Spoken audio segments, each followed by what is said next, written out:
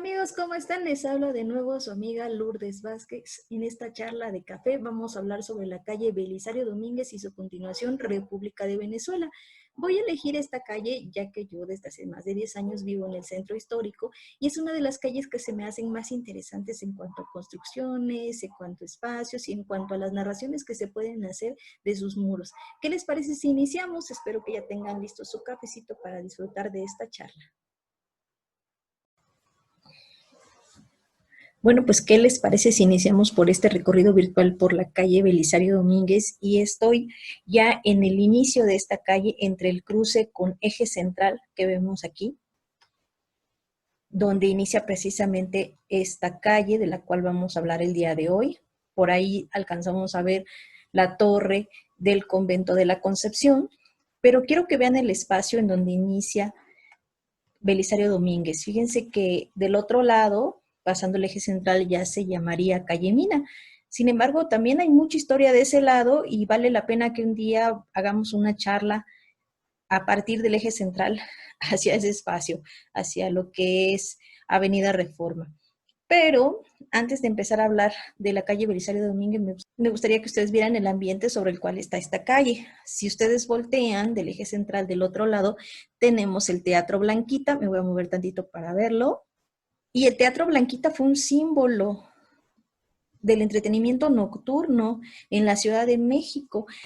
Por desgracia, hace algunos años este teatro quedó en decadencia, se cerró al público y parece que hay un proyecto para rescatarlo. Sin embargo, no se ha concretado nada, se enrejaron los espacios y la plaza que está hacia adelante del teatro pues se ha vuelto un lugar de mucha indigencia. Prácticamente es difícil transitar por esta zona. Y aquí vemos una estatua dedicada precisamente a María Victoria, uno de los símbolos del entretenimiento nocturno en la Ciudad de México, porque en estos lugares se combinaba la música, las vestimentas, el glamour, el baile, que hacían tan disfrutable estas noches en la ciudad. Y bueno, María Victoria es un símbolo de esta diversión. Y en esta calle se ubicaba lo que fue el Salón México, el famoso Salón México que se hiciera notable a partir de estas películas que se dedicaron, primero la que hace Marga López en la famosa época de oro del cine mexicano y posteriormente María Rojo hace otra versión bastante elegante, bastante buena de esta historia y que hasta el día de hoy en nuestras memorias sigue preservándose este desaparecido salón de baile. Y por acá estaba el Cine Mariscala. Y si nos regresamos del otro lado de Eje Central y ustedes siguen caminando sobre Eje Central pasando Belisario Domínguez, pues no van a tardar mucho en llegar a la zona de Garibaldi, donde están los mariachis, donde uno puede disfrutar de canciones de música vernácula y pasarse una tarde pues bastante agradable. Pero bueno, vamos a retomar a lo que venimos, a lo que es conocer la calle Belisario Domínguez, pero antes de conocer esta calle como está actualmente, a mí me gustaría hablarles un poco de la época prehispánica, cuál fue el espacio que ocupaban estos barrios indígenas de la Ciudad de México, Tenochtitlan. Según los historiadores, lo que era la Ciudad de México, Tenochtitlan, se dividía en 4 parcialidades que a su vez se dividían en barrios. Estas 4 parcialidades se usaban para delimitar los espacios que ocupaba la ciudad. Existían 4 parcialidades importantes. Primero, al oeste, Cuepopan, después Atzacualco, en el sur, Moyotla o Moyotlán, y también Teopan o Soquipan.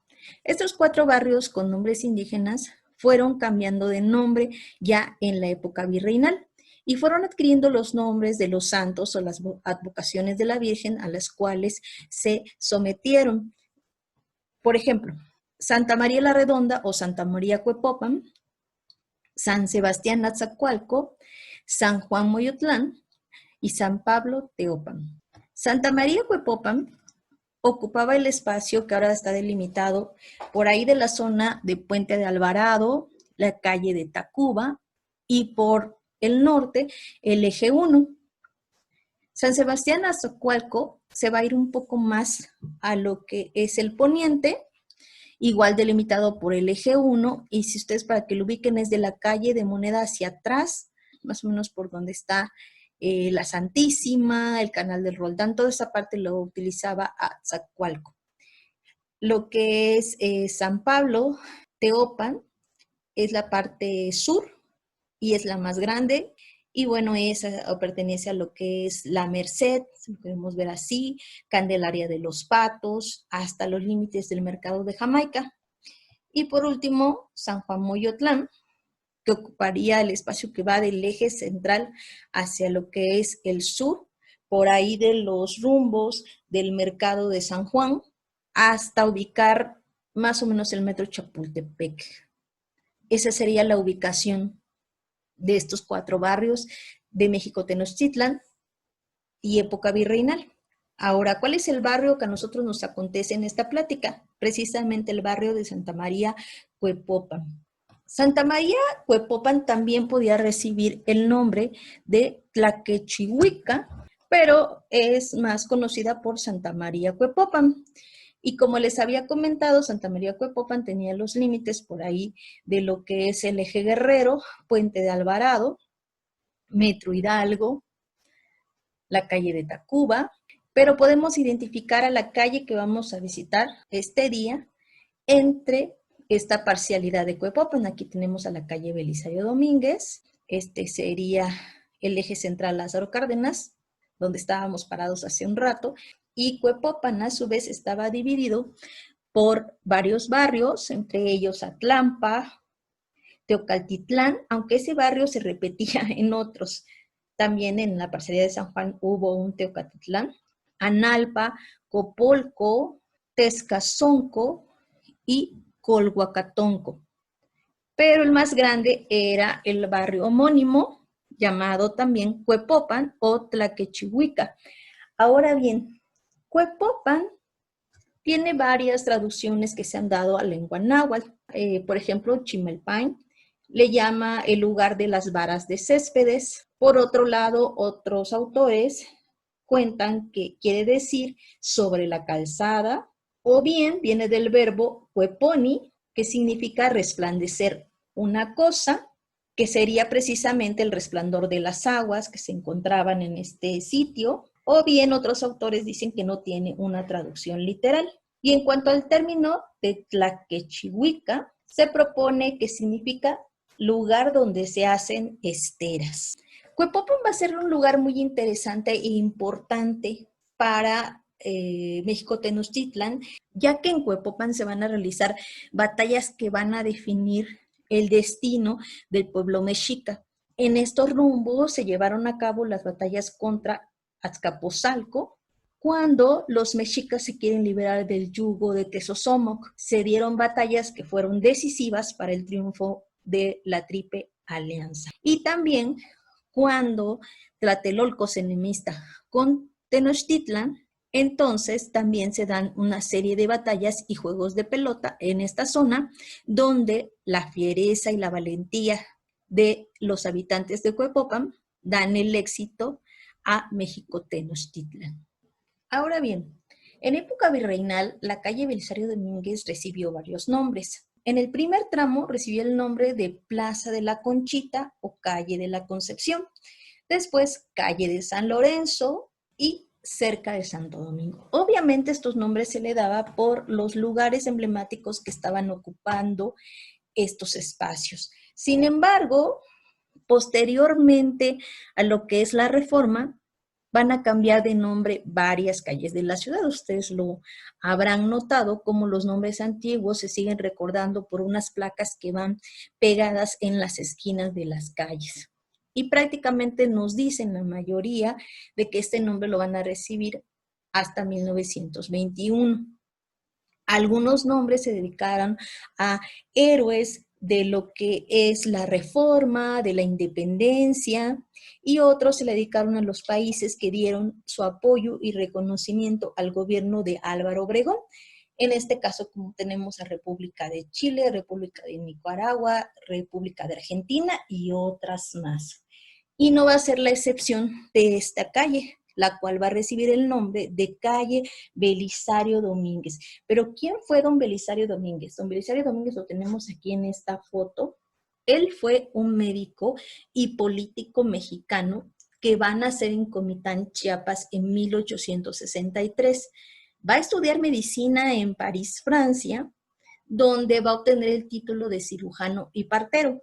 Posteriormente se va a mudar a la Ciudad de México y se va a involucrar en la vida política de nuestro país. En 1912, él va a ganar un curul en el Senado por el estado de Chiapas. Ese cargo lo va a utilizar para manifestarse contra Huerta. ¿Qué había pasado? Belisario Domínguez había sido parte del partido antireeleccionista, había apoyado abiertamente a Madero y acababa de suceder precisamente el asesinato de este mismo junto a José María Pino Suárez en la cárcel de Lecumberri. Don Belisario Domínguez, siguiendo sus creencias, pues no se podía quedar callado. Y en un discurso que emite en el Senado a la contestación hacia Victoriano Huerta de su informe de gobierno, él se manifiesta en contra y lo llama asesino y desequilibrado mental. No se queda ahí y este discurso lo va a imprimir y lo va a repartir entre la población. O sea, no se va a quedar solamente en lo que es el Senado de la República, sino que lo va a hacer público. Esto no le va a gustar mucho a Huerta y en los posteriores días él subió al podio del Senado a hacer discursos todavía más radicales en contra de Victoriano Huerta. Esto estamos hablando del año 1913. Todo esto le va a costar la vida, ya que el 7 de octubre algunas fuentes señalan que 2 hombres lo sacaron del hotel donde se hospedaba y ya no se supo de él hasta 2 días después, cuando apareció su cadáver en la orilla del cementerio de Coyoacán. Obviamente, este crimen fue atribuido a Victoriano Huerta. Victoriano, por su parte, contesta con la disolución de la Cámara de Diputados días después y va a encarcelar a más de 100 legisladores.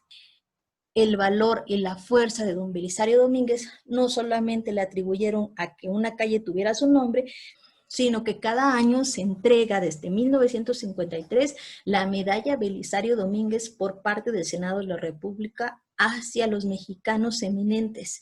Entre quienes los han recibido está, por ejemplo, el doctor Atol, Isidro Favela, Jaime Torres Bodet, Ignacio Chávez, Miguel León Portilla, Rufino Tamayo, entre otros. Bueno, como ya sabemos por qué esta calle se llama Belisario Domínguez, entonces podemos empezar a recorrer los espacios que están contenidos. Fíjense muy bien, aquí en el lado izquierdo tenemos esta panadería que se llama Panadería de la Virgen del Camino o Panificadora del Camino. Y esta panadería va a datar desde el año 1957. Ahora se llama Tahoma Boutique de Pan. Es bien interesante porque hace algunos años que lo convierten en Tahoma Boutique de Pan.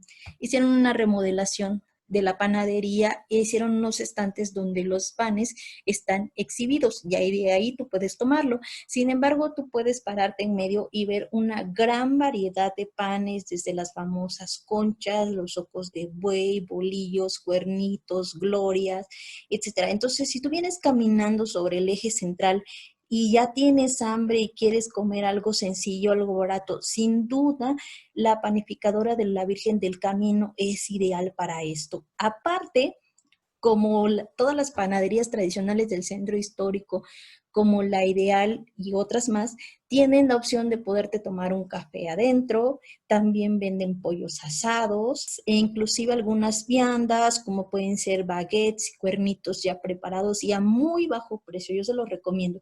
Pero otra cosa interesante que tiene esta panadería del Camino es que está dedicada precisamente a la Virgen del Camino, y esta Virgen del Camino es una advocación mariana que viene de España, patrona del Reino de León y de Pamplona. Esta Virgen del Camino va a ser el estilo de una piedad que va a estar sosteniendo al pie de la cruz a Jesucristo, nada más que con la particularidad de que Cristo va a estar viendo hacia el piso. Y también tiene su leyenda.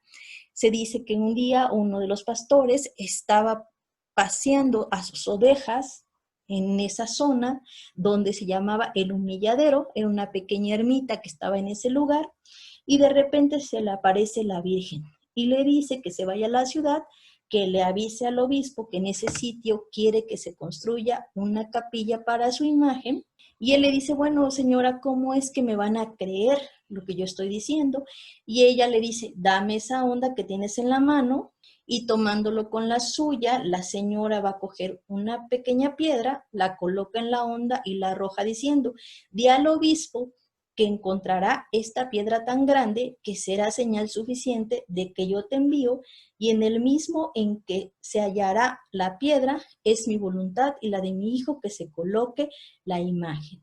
Dicho esto, desapareció la Virgen, y precisamente en el lugar donde cae la piedra se va a construir la ermita de la Virgen del Camino. Se le llama así porque resulta que esta zona en donde aparece la Virgen era parte del Camino de Santiago. Ustedes saben que existe toda una procesión que va a llegar hasta visitar al Santiago Apóstol, a Santiago de Compostela, y todo ese camino que lleva de peregrinación se le llama Camino de Santiago.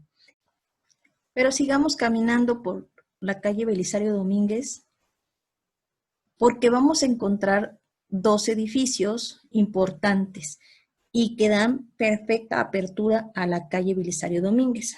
El edificio que vemos a su derecha es el Templo de la Concepción y corresponde a lo que fuera el convento del mismo nombre. Este convento va a ser fundado en 1540 por Fray Juan de Zumárraga.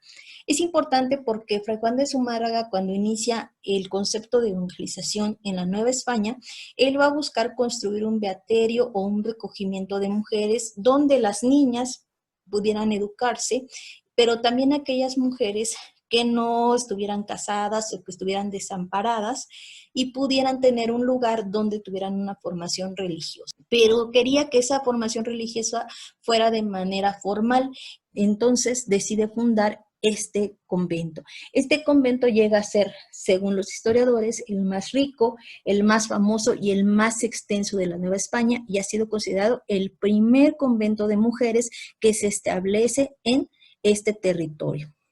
El sitio donde se fundó el convento de la Concepción es bien importante, ya que va a estar al oriente de lo que es el centro de México, Tenochtitlan, o el centro de la Nueva España. También es importante porque va a tener una cercanía con los barrios de indígenas. Otra de las características que tiene este convento es que va a ser un lugar bastante sobrio. Se dice que después del convento de la Concepción ya no había nada, era un lugar oscuro, solamente se apreciaban las rejas del convento y nadie se atrevía a transitar por este espacio.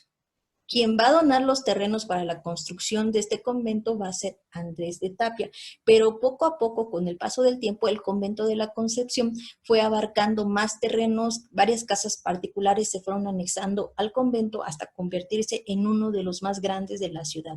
El convento de la Concepción abarcaba hacia el eje central y más allá de lo que ahora es la calle Callejón del 57, y en la parte de atrás del convento hasta la calle de Donceles.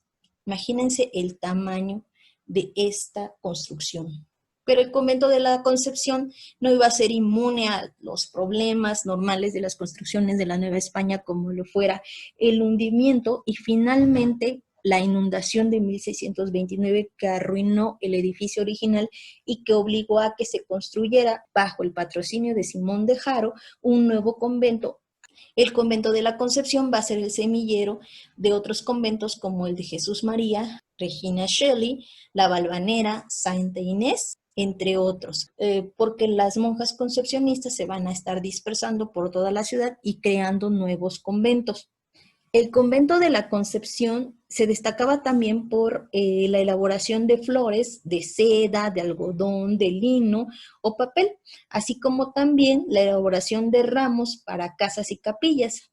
También en la cocina, las monjas concepcionistas elaboraban unas empanadas para la temporada de Cuaresma que eran, según las narraciones, deliciosas, y la gente acudía específicamente al convento para adquirirlas. Con las leyes de reforma, el convento fue demolido a 1861 y se fraccionó en más de 200 lotes, y dio también la apertura de la calle 57, si nos movemos un poquito para acá, la podemos ver, o Callejón del 57, y lo que es la calle del Progreso, hoy República de Cuba, que está de este lado. El Callejón del 57 recibe ese nombre por los héroes del 57. ¿Y quiénes van a ser estos héroes del 57? Nada más y nada menos que aquellos que firmaron la Constitución de 1857. La firma de esta Constitución, que ya incluía algunas leyes de Juárez, donde ya se hablaba de una separación iglesia-estado, la desamortización de los bienes eclesiásticos y la exclaustración de las órdenes religiosas, provocó muchos problemas políticos en nuestro país y dio pie a que en diciembre de ese mismo año iniciara la famosa Guerra de Reforma o Guerra de 3 años por defender esta Constitución de 1857. A todas esas personas que pelearon por defenderla, se les llamó héroes del 57 y este callejón, cuando fue aperturado, se le dio ese nombre. Ese es el Sindicato de Cocineros. En esta plaquita que vemos acá, nos habla de que este predio formó parte de lo que fuera el Templo de la Concepción. O sea que estamos hablando que el convento pasaba mucho más allá de lo que ahora es la calle Héroes del 57 y lo podemos ver aquí. Si nos regresamos sobre la calle Belisario Domínguez, vamos a encontrar la escuela secundaria número 11, que sería este predio de acá, que se ubica en lo que fuera la parte del convento. Pero como les digo, este convento fue fraccionado en muchas partes, entonces todavía tenemos reminiscencias de este convento en lo que es el eje central y la calle Belisario Domínguez, como lo es esta escuela secundaria, que resultó dañada en el 2017 y que afortunadamente lo último que supe es que ya van a reaperturar para este año escolar y que esperemos que el COVID los deje, porque sí estuvo varios años en desuso debido a los daños causados por el terremoto del 2017. Nuestra Julieta Curiel, quien ha estado con nosotros en estos recorridos de esta zona, nos cuenta que sobre la calle de Eje Central hay una tienda de botas y de artículos de piel, donde en sus bodegas está una de las fuentes originales del convento. Así que sería muy interesante poder entrar un día a visitar esa fuente, porque al final son restos que nos van contando las historias. El Templo de la Concepción va a tener 2 portadas. Acuérdense que siempre que estamos hablando de un convento de mujeres, va a tener portadas gemelas, o sea, va a tener 2 entradas. Y si hablamos en la generalidad de un convento de hombres, va a tener solamente una entrada. En este caso vemos estas entradas gemelas. Va a tener escudos que fueron rasurados, si ustedes pueden ver, aquí en la parte de arriba. Se encuentran estos escudos que fueron rasurados.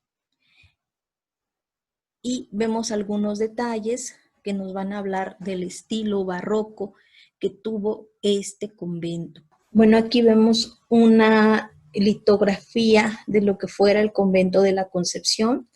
Alcanzamos a ver todavía cuando ya había sido fraccionado. Aquí observamos que tuvo una barda atrial, la cual ya no tiene, lo que es el edificio de la secundaria.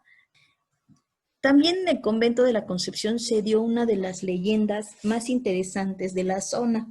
Resulta que se cuenta que en este sitio va a profesar María del Espíritu Santo. Ella va a ser hermana de aquellos 2 hermanos, Alonso y Gil González de Ávila, quienes van a estar en una conspiración llamada la conspiración del Marqués, porque va a ser encabezada por el hijo de Cortés, Martín Cortés, por reclamar los derechos de los hijos de los españoles nacidos en América, los criollos, para tomar el gobierno de la Nueva España a su favor. Esta conspiración va a ser descubierta, a Martín Cortés lo van a exiliar y a estos 2 hermanos se les va a condenar a la muerte. Van a ser despojados de sus propiedades e inclusive se van a salar sus terrenos para que nada se produzca en el espacio de estos señores que pretendieron infringir la ley y pretendieron tomar el control del gobierno de la Nueva España. Bueno, pero estos dos hermanos tenían, como les dije, otra hermana llamada María del Espíritu Santo, cuando profesa lleva este nombre. Pues bueno, María se va a enamorar profundamente de un joven de escasos recursos y muy ambicioso de apellido Arrute. Los hermanos de María, al notar el interés del hombre, le pidieron que se alejara, pero solo consiguieron esto a través de una muy buena cantidad de dinero que le ofrecieron. Arrutia desapareció dejando a María con el corazón roto, motivo por el que sus hermanos le recomendaron que entrara al convento de la Concepción. Sin embargo, dicen que su dolor era tan grande que no cesaba de llorar y no dejaba de extrañar a este interesado pretendiente que tenía y no lograba dejar de sufrir por él.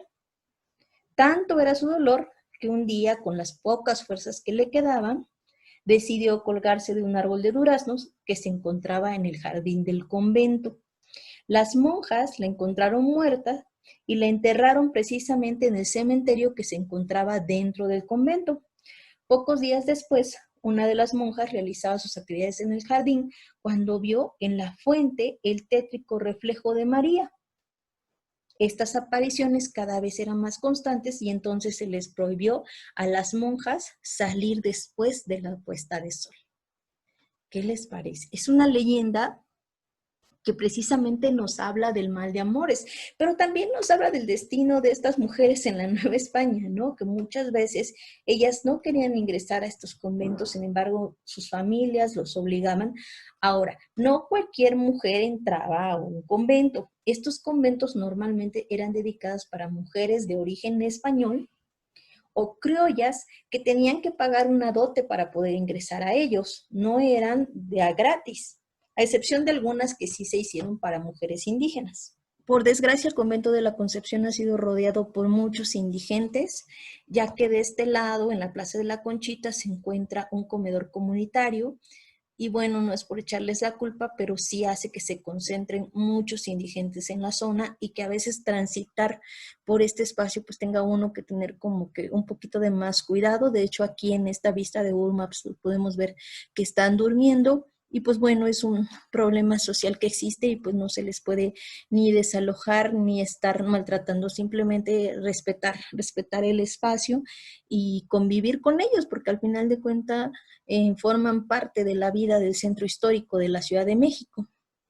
Pero es un convento muy bello. El convento de la Concepción amerita un recorrido completo hacia lo que es este espacio. Nosotros hicimos uno en el mes de diciembre, precisamente en el Día de la Conchita, hicimos un recorrido con la maestra Julieta Curiel, donde ella nos explicó a profundidad del convento de la Concepción, que yo creo que ahí es donde vale la pena conocerlo, ¿no? A detalle, pero en este recorrido peatonal que vamos a hacer, pues nos vamos a tomar todo este tiempo porque hay mucho, mucho que ver todavía en la calle Belisario Domínguez. Pues vamos a continuar. Bueno, frente al Templo de la Concepción se encuentra esta capilla, la Capilla de la Conchita, que se dedicó inicialmente a Santa Lucía, pero con el nombre se fue perdiendo con el paso del tiempo y finalmente se le conoce hasta el día de hoy como Capilla de la Conchita. Esta es una construcción externa al convento de la Concepción y bueno, tuvo su uso de culto hasta las leyes de reforma cuando se desocupó y quedó en abandono. Para el siglo XIX, esta construcción se usó como depósito de cadáveres o pudridero, donde los cuerpos reposaban hasta quedar prácticamente en los huesos y pudieran trasladarse a un lugar donde se les diera cristiana sepultura. Esto se hacía en el Panteón de Dolores. En 1897 se dice que los vecinos metieron una propuesta para que se demoliera, queriendo olvidar este destino tan funesto que tuvo en algún momento esta Capilla de la Conchita o Capilla de la Concepción. Por fortuna esto no se realizó y hace algunos años el Fideicomiso Centro Histórico hizo una restauración de esta capilla. Entre sus características arquitectónicas que la van a hacer única, podemos encontrar que es una capilla de planta hexagonal rematada por una cúpula que tiene una pequeña linternilla Vemos que tiene una portada bastante sencilla, con un vano de acceso en medio punto. En la parte de arriba vamos a ver la imagen de Cristo con la cruz a cuestas. Y también podemos ver la imagen de San Francisco. Se los muestro aquí porque en la toma de Street View no se ve muy bien lo que es la capilla. Vamos a regresar para que ustedes vean la Plaza de la Concepción o Plaza de la Conchita. Aquí la tenemos. Al fondo vemos esa capilla, una capilla de la Conchita y una fuente. Esta fuente que nos recuerda precisamente al convento. Y antes, en algún momento, hubieron grandes jardines y grandes árboles en este espacio, los cuales se fueron perdiendo con el paso del tiempo. Cuando se hacía el Festival de Luces del Centro Histórico, no sé si ustedes lo recuerdan, hace algunos años, se realizaba sobre esta capilla de la Concepción un video mapping muy interesante sobre el arte popular mexicano. Hermoso. Entonces, también ha sido sede de eventos culturales. En un momento se llegó a proponer que se hiciera un corredor cultural que viniera desde la calle de Madero, pasara a la calle Filomeno Mata, Xicotencal, agarrara por Eres del 57 desde la calle Donceles, saliera hacia Belisario Domínguez y entrara por este espacio, rodeara lo que es la Capilla de la Conchita y saliera a la calle de Perú. Y sobre la calle de Perú también hay otro espacio que te lleva a Garibaldi, porque ya aquí ya estamos muy cercana a la zona de los mariachis. Entonces se quería hacer este corredor cultural, no sé si se quedó nada más en proyecto, a que la rehabilitación de la calle de Perú que se hizo hace algunos años fuera parte de este gran proyecto para este corredor cultural. Hasta el día de hoy, que yo sepa, no se ha implementado, sin embargo, es muy buena idea ver cómo se conecta la calle de Madero, una calle principal en la ciudad, con el espacio de Garibaldi. Pues vamos a continuar, ¿qué les parece? Para no detenernos tanto en esta conchita. Bueno, como ustedes ven, el Metrobús pasa en esta calle. Fíjense que esto le ha dado mucha luz a este espacio. Yo vivo muy cerca de este lugar y cuando empecé a vivir por acá, le tenía yo mucho miedo a la calle Belisario Domínguez porque era, sinceramente, una calle bastante oscura, donde parecía que había como zonas de mucho peligro. Y cuando instalan el Metrobús, ya hace algunos años, le vino a dar mucha seguridad a esta calle, porque hay mayor iluminación, porque hay un flujo constante de los autobuses que van pasando y aparte es un medio de transporte principal para los vecinos de esta zona. Entonces, la verdad es que el Metrobús, pese a que tuvo muchas opiniones en contra cuando se empezó a realizar, al día de hoy es una gran ventaja para todos los vecinos. Y aquí vamos a empezar a ver estas construcciones que son de principios del siglo XX, que quieren emular esa arquitectura neocolonial, pero también que nos recuerdan la arquitectura porfiriana, estos balcones de hierro, estas decoraciones en cantera de diferentes estilos, como estos frontones en forma triangular, estos remates con roleos que perfectamente adornan las ventanas, y estas construcciones se van a repetirse alrededor de lo que es la calle. Y es bien interesante porque esta calle, a pesar de que ciertas calles en el centro histórico tienen un uso en común, por ejemplo, si vamos a hablar de la calle Donceles, hablaríamos del lugar donde puedes tú imprimir fotografías, comprar cámaras, accesorios, está muy relacionada con la fotografía y el video. Pero en el caso de Belisario Domínguez se ha diversificado mucho. Hay comercios de muchos tipos, hay estéticas, hay recauderías, tiendas de plástico. Y este lugar que está a este lado, en ese edificio amarillo, es una paletería donde si tú vas caminando sobre la calle Belisario Domínguez y ya el calor te asedia, tú puedes comerte una paleta y te puedes refrescar por un precio bastante económico, vale mucho la pena que la visiten. También hacen unas paletas bañadas en chocolate bastante ricas, que podrían bien deleitarnos mientras nosotros seguimos caminando sobre esta calle Belisario Domínguez. Vemos también otros acabados que se están dando, pero ahora con azulejos, con mosaicos, y nosotros vemos, ahora las paredes se van a cubrir de estos mosaicos, y más adelante vamos a ver uno, pero es interesante cómo es que la arquitectura de estos espacios se fueron restaurando, se fueron respetando, y vemos estas grandes casas que en algún momento fueron casas de grandes familias y que posteriormente se convirtieron en vecindades. El lugar a mí me llama mucho la atención porque si ustedes se fijan, perdió el último piso. En algunas fotografías antiguas de este edificio se puede notar que sí tuvo una construcción, o sea, que sí existía el tercer piso con sus habitaciones, pero con el paso del tiempo, el desgaste, hubo la necesidad de demoler estos espacios. Sin embargo, se respetó la fachada para su mayor o mejor proyección hacia el exterior y no perdiera esa originalidad que tenía. De nuevo, algunas características de las construcciones de principios del siglo XX, con estos vanos que van a estar decorados con jambas en cantera y estas decoraciones en piedra que son muy interesantes. Los portones ferrados, estos portones así se les llama por ser de madera y tener incrustaciones de fierro. Sigamos avanzando. Ahorita vamos a regresar a este edificio porque forma parte de otro convento. Pero me quiero mover tantito hacia este espacio. Este edificio que ustedes ven acá alberga el Colegio Nacional de Ingenieros Arquitectos de México. Va a ser creado el 13 de febrero de 1963 en la Unidad Profesional Adolfo López Mateos del Instituto Politécnico Nacional. Esta institución se va a encargar de reunir a los egresados de la Escuela Superior de Ingeniería y Arquitectura de la misma institución. Y como ustedes pueden ver aquí, es un edificio también al estilo neocolonial y tenía que ser, ¿no?, por el lugar que está ocupando. Tenemos el símbolo del Colegio Nacional de los Ingenieros Arquitectos de México y fíjense bien qué símbolo están usando. Están haciendo una evocación a la época prehispánica. Este símbolo que ustedes ven aquí es el Nahui Olin, el 4 movimiento, el 5 sol. Acuérdense que en la cosmogonía mexica se creía que la humanidad había pasado por diferentes etapas, por diferentes soles.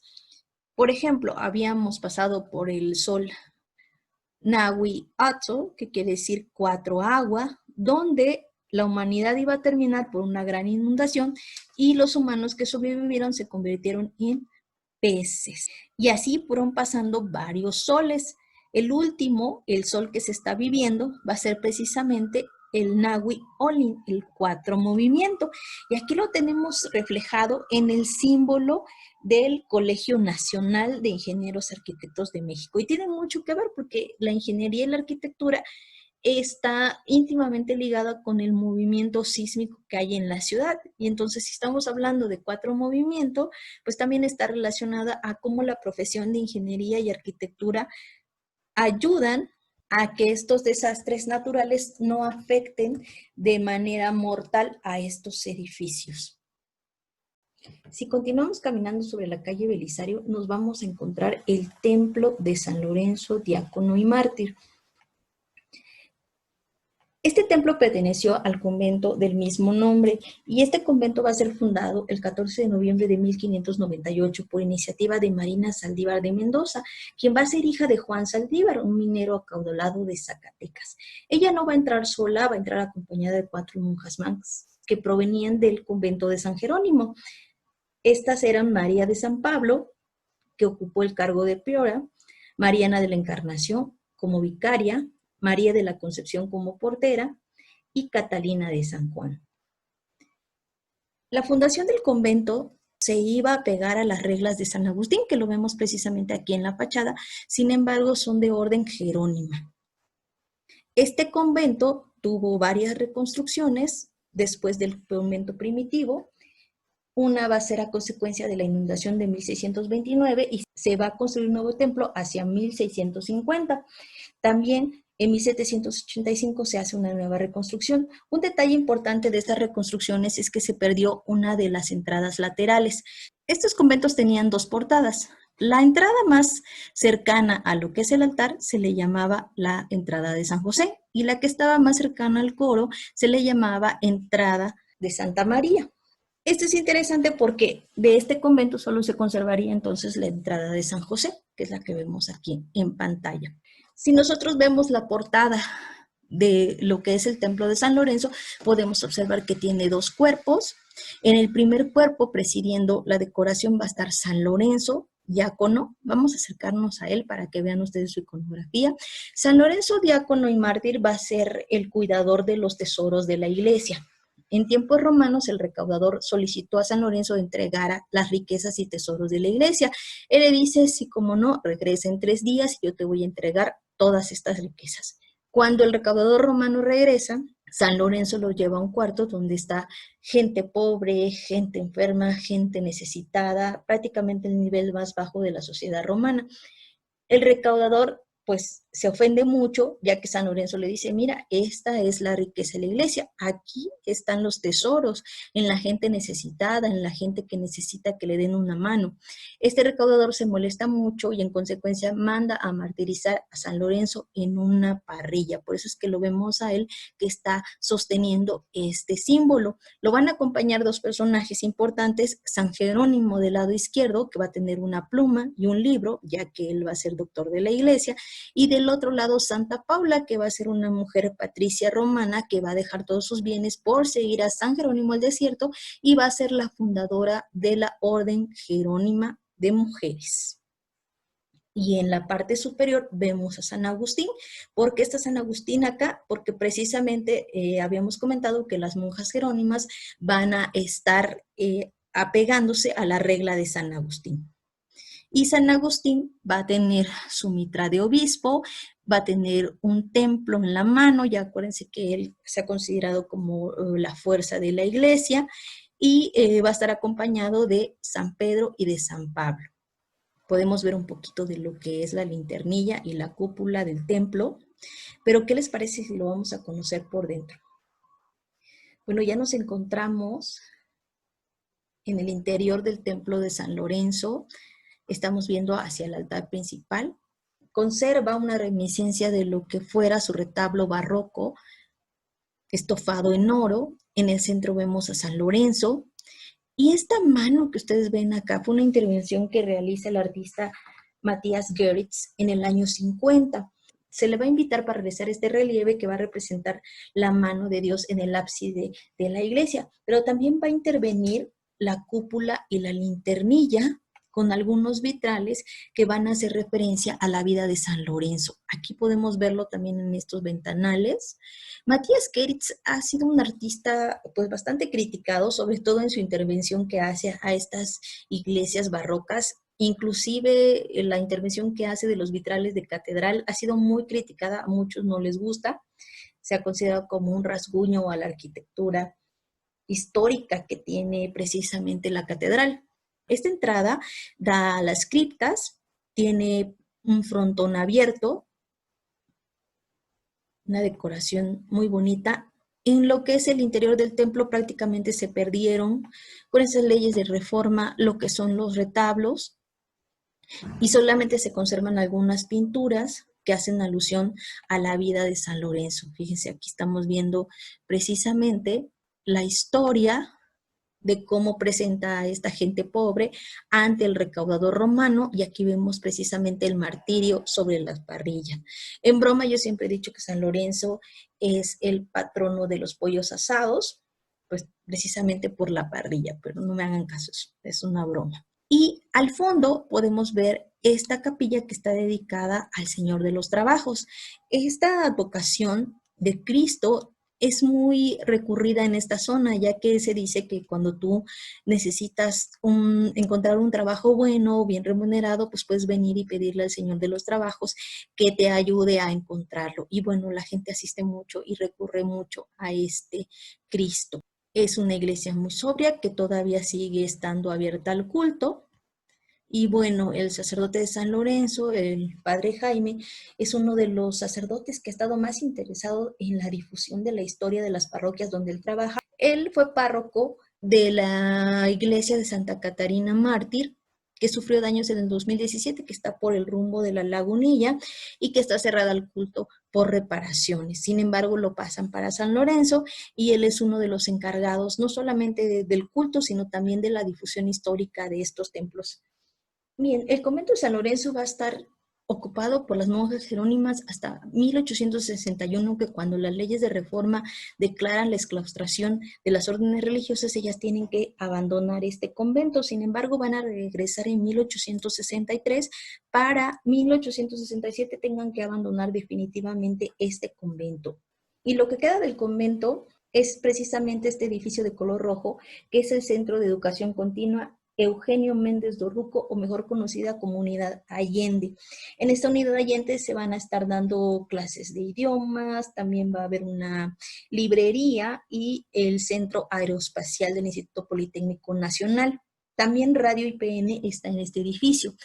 Este convento va a ser usado en primera instancia por Benito Juárez como la Escuela de Artes Oficio y posteriormente se va a convertir en Escuela de Ingenieros Mecánicos y Electricistas. Y al día de hoy sigue conservando su función educativa. ¿Qué les parece si la vemos por dentro? Bien, pues nos encontramos con una vista dentro de lo que fuera el convento de San Lorenzo, en uno de los claustros. Si ustedes se fijan, ya está techado y desde aquí podemos ver la cúpula y la linternilla de San Lorenzo con esta intervención de Matías Geritz de la que hablábamos. En el medio va a tener una fuente. Todo claustro normalmente tenía una fuente, no solamente porque proveía el agua, sino también como un espacio de relajación. Esta fuente va a estar realizada en cantera y va a tener un piso y acabados en talavera, en mosaico, y prácticamente una pila en la parte de en medio que nos va a recordar al bautismo. Podemos imaginarnos cómo existió en época virreinal el convento de San Lorenzo. Bueno, pero sigamos caminando sobre la calle Belisario Domínguez. Aquí es el cruce con Allende. Esta calle también tiene mucha importancia, ya que se dice que sobre la calle de Allende vivió Cuauhtémoc, posteriormente al martirio que se le dio en Coyoacán, y perteneciendo ya a lo que fuera el Cabildo de Tlatelolco, Cuauhtémoc va a vivir en esta calle. En algún momento la calle de Allende se llamó calle de Cuauhtémoc. Siguiendo por la calle de Belisario, vamos a encontrar este edificio que hace algún tiempo fue intervenido. Y este es el edificio de la sección 9 del Sindicato Nacional de Trabajadores de la Educación. Aquí vemos precisamente el símbolo. Este mural va a ser realizado por el grupo artístico de Tlacolula de Matamoros, Oaxaca. Y aquí podemos ver cómo nos va narrando la historia de la educación, pero también la historia de esos movimientos sociales que se dieron en el siglo XX. Me voy a pasar de este lado para poder narrarlo, empezando con el año de 1968. Se están preparando las Olimpiadas en México. El gobierno de Díaz Ordaz está siendo presionado por estos movimientos estudiantiles que se están dando en la época, por el reclamo del respeto de la autonomía de la universidad y por los cambios que deberían de dar en la educación y por la represión que se estaba dando a estos grupos estudiantiles. Y aquí precisamente vemos representada la lucha del 2 de octubre, ese fatídico día en la Plaza de las Tres Culturas de Tlatelolco, donde mueren un sinnúmero de estudiantes por ataque precisamente de grupos paramilitares del gobierno mexicano, a cargo en ese tiempo de Díaz Ordaz. Y aquí vemos precisamente el símbolo de venceremos. Aquí lo vemos con la señal del 2 de octubre no se olvida. Y pareciéramos tener a un personaje que va a tener la boca tapada y que pareciera estar hablando por teléfono y viendo hacia el futuro. De este lado tenemos una mano que va a estar cerrada. Si ustedes se fijan, está tatuada con símbolos prehispánicos. Este es el caracol cortado, símbolo del viento. Tenemos a la República Mexicana que va a estar sangrando, pero al que al mismo tiempo va a tener rostros de los maestros que van a estar formando precisamente la educación de esta república, y va a tener grabada el número 70, porque en la década de los 70 se van a llevar a cabo también otros movimientos estudiantiles, otros grupos de reclamos, y va a desencadenar precisamente en el Halconazo en 1971, en el Jueves de Corpus, donde el grupo de los halcones, otro grupo paramilitar, va a atacar a este grupo que se estaba manifestando ahí por los rumbos de la Escuela Normal de Maestros, hoy Metro Normal. De nuevo, el símbolo del movimiento del 68, y aquí en la última parte, que ahora sí me voy a mover para acá, entonces vamos a hablar de nuevo de estos movimientos sociales, pero ya en nuestra época, en el siglo XXI, con la desaparición de los normalistas de Ayotzinapa, precisamente estos 43 normalistas, y vemos a esta mujer que va a estar representando a la madre de los normalistas, que va a estar esperando el regreso de sus hijos. De nuevo, la referencia a época prehispánica, estos grupos indígenas con los tatuajes que tiene en la muñeca y en el brazo. Por acá vemos a Díaz Ordaz con un revólver, representado como el culpable de esa matanza de 1968. Y aquí lo vemos a estos soldados que van a estar disparando. Y nos recuerda precisamente, vean cómo ellos van integrando estos símbolos a la propia arquitectura.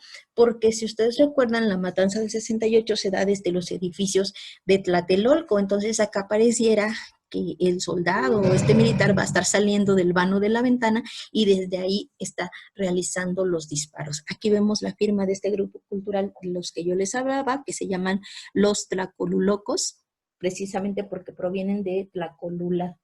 Y la frase que remata el mural, que dice: por una educación crítica, científica y popular, a 50 años de luchas sociales. Dentro de este edificio también existe un mural. Para ello me voy a pasar a otra pantalla. En el auditorio de este edificio se encuentra el mural La presencia del maestro en la historia de México, de la autora Aurora Reyes. Aurora Reyes va a ser la nieta de Bernardo Reyes, este personaje que va a formar parte del golpe militar contra Madero y que va a morir precisamente cuando él trata de entrar a Palacio Nacional.